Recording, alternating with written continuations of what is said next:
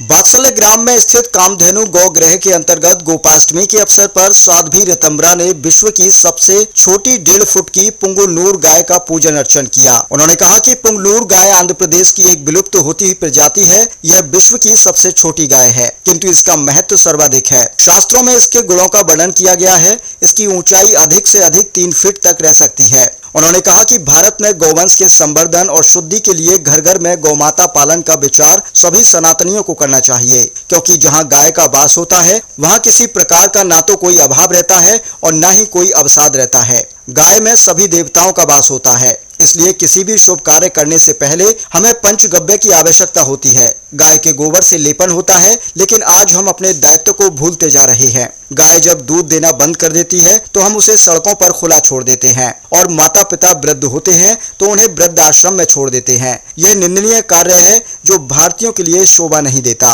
गोपाष्टमी पर हमें संकल्प लेना चाहिए कि हम पहली रोटी गाय की निकालेंगे और गाय को खिलाएंगे। उसके साथ ही हम गोपालन भी करेंगे, गाय की सेवा भी करेंगे। गौ संरक्षण का दायित्व स्वयं समाज को लेना होगा, तभी गाय सुरक्षित रह पाएगी। समाज को चाहिए कि सरकार यदि गौ संरक्षण पर ध्यान नहीं देती है तो हमें सरकार पर दबाव बनाकर गौरक्षा कानून बनवाना चाहिए। वात्सल्य ग्राम में गोपाष्टमी का महत्व और भी बढ़ जाता है, क्योंकि यहाँ 17 पुंगनुर गायों के साथ एक स्वर्ण कल्पा गाय का आगमन हुआ है। भारत में गौ संरक्षण के लिए 100 गायों की गौशालाएं बनाई जाएं, जिनका दायित्व समाज को दिया जाए। समाज स्वयं उनकी देखभाल करे। इस अवसर पर आचार्य डॉक्टर मनोज मोहन शास्त्री, संजय गुप्ता, साध्वी सत्यप्रिया, जय भगवान अग्रवाल, सतीश चंद्र, BR सिंगला, साध्वी समन्विता, साध्वी साध्या, साध्वी श्रोमणी, साध्वी सत्य श्रद्धा, सीता परमानंद आदि उपस्थित रहे। संचालन BR सिंगला ने किया।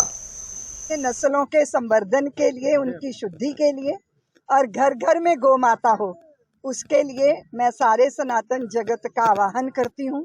गाय हमारे हृदय में रहे, गाय हमारे घर में रहे तो घर में ना अवसाद होगा और ना किसी तरह का कोई अभाव होगा।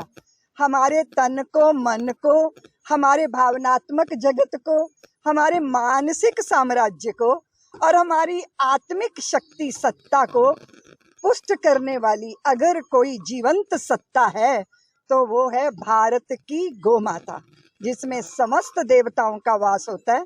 उनके संपर्क से, उनके सानिध्य में, उनके संसर्ग से, उनकी सेवा में, उनकी पूजा में, उनको प्रेम करने में हम अंदर और बाहर दोनों से शुद्ध हो जाते हैं।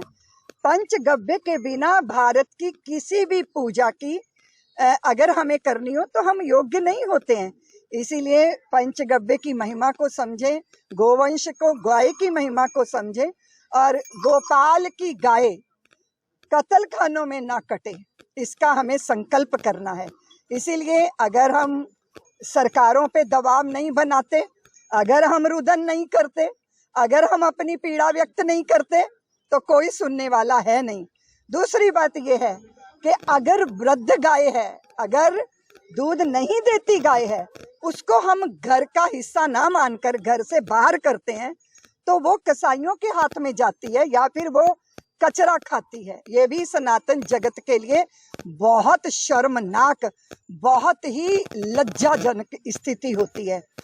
अगर हमारा पतन हुआ तो उसकी वजह हुई, पतन का कारण